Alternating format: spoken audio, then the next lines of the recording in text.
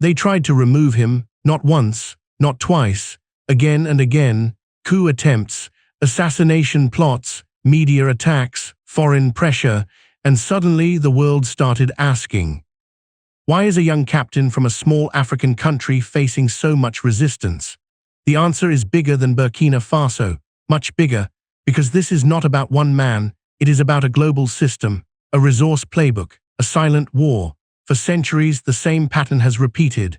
First, colonization with soldiers, then control with corporations, now domination with money, media, and intelligence networks. Billions of dollars are spent every year, not on helping nations rise, but on keeping them dependent. Intelligence agencies, corporate giants, political elites, all working together to control oil, gold, minerals, land, trade routes, and future technology.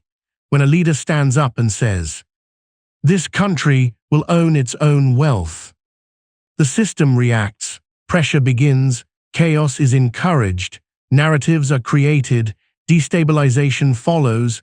This is the game, from Africa to the Middle East, from Latin America to Asia, from small nations to powerful ones.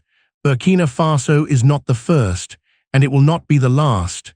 This is the playbook of resources.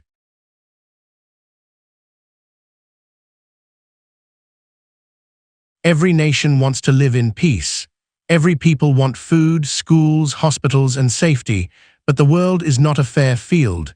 When a strong country wants another country's oil, gold, land, or strategic position, the global system often fails to stop it. They use guns, they use money, they use pressure. And the small nations, they watch, they wait, they suffer.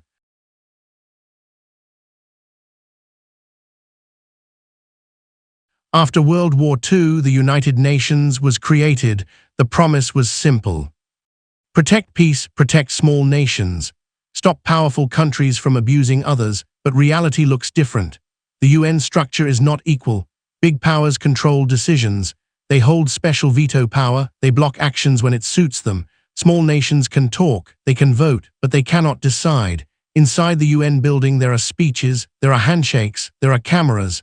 Outside, people are hungry, villages burn, children sleep without food. This system protects influence, not justice.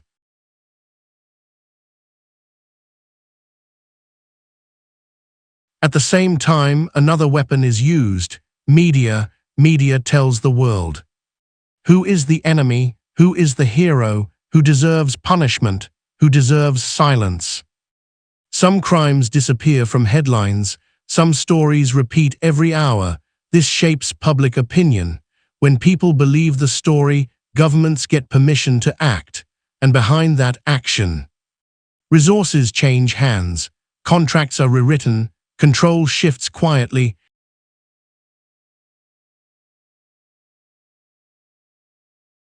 Now comes the darkest part of the playbook.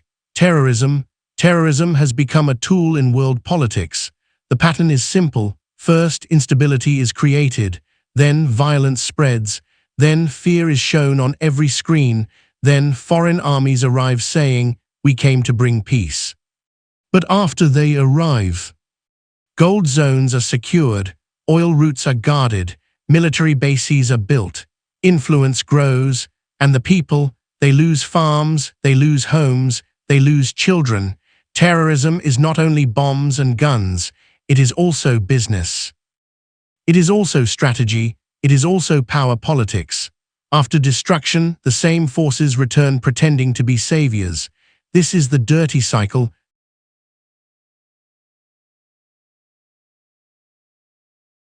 Now let us talk about Burkina Faso.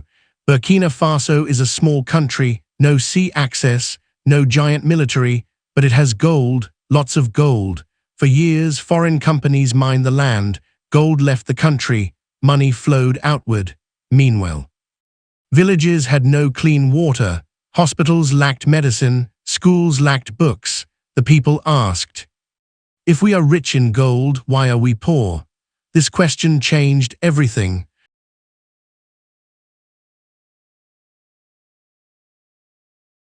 Then came Captain Ibrahim Traore, young, calm, direct.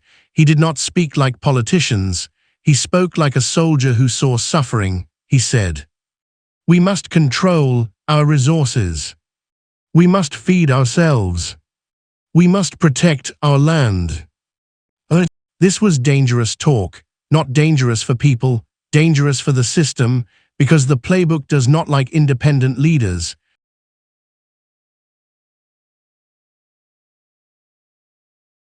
When Burkina Faso tried to stand up, pressure came fast.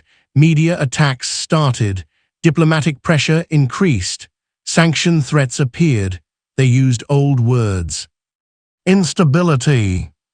Democracy concerns. Security risks. But the real issue was simple. Burkina Faso was trying to keep its own wealth.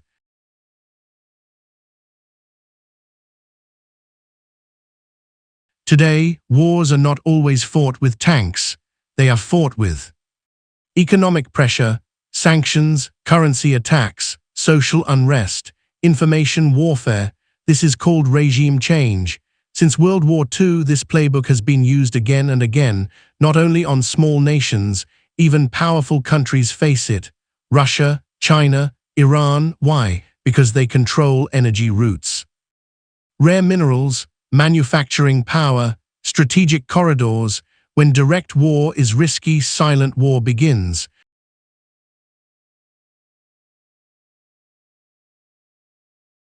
The battlefield today is not only land, it is the economy, the internet, the news, the human mind. Who controls the story controls public emotion. Who controls emotion controls politics. Who controls politics controls resources. This is modern empire.